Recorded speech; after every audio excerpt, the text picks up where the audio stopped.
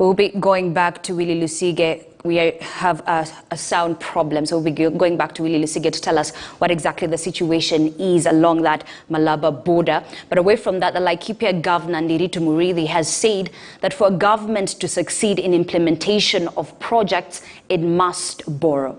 The governor, who was speaking from his Nanyuki office, said the notion that Kenya has overborrowed is a misconception by the developed countries against third world countries.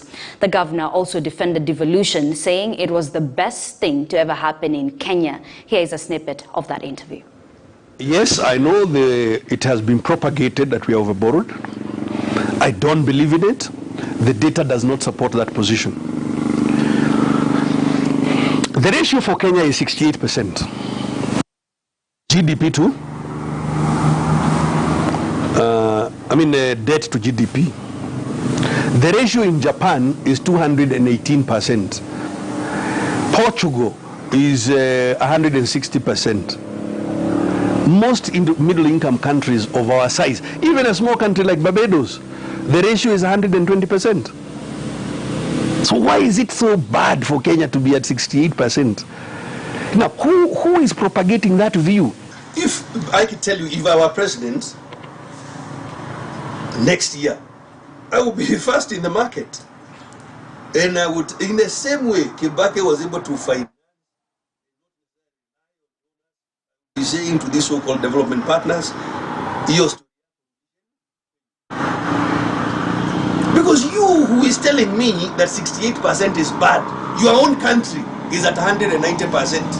Why don't you go and fix, as the Bible says, remove the log in your own eye before you see the speck in mine. When everybody smoked in public, it was wrong. The fact that it was widely accepted did not make it correct. And I am telling you, that notion that we are overborrowed is not supported by fact anywhere on earth. And you can just go online and look for the facts yourself. Devolution is an amazing thing in my view. And it is to be protected at all costs. Some of us believe this softly approach taken by a few of our colleagues of appeasing the national executive, perhaps in the hope of getting seats next year, is very bure, and it is threatening devolution. So that's why we want by 27th of next month, we have a new, more robust group of people interested in defending devolution. All right, let's circle back to the crisis along the Malaba border. For the sixth day, truck drivers traveling from Kenya to Uganda have continued to protest the new mandatory COVID testing in Uganda, even after having undertaken COVID tests in Kenya.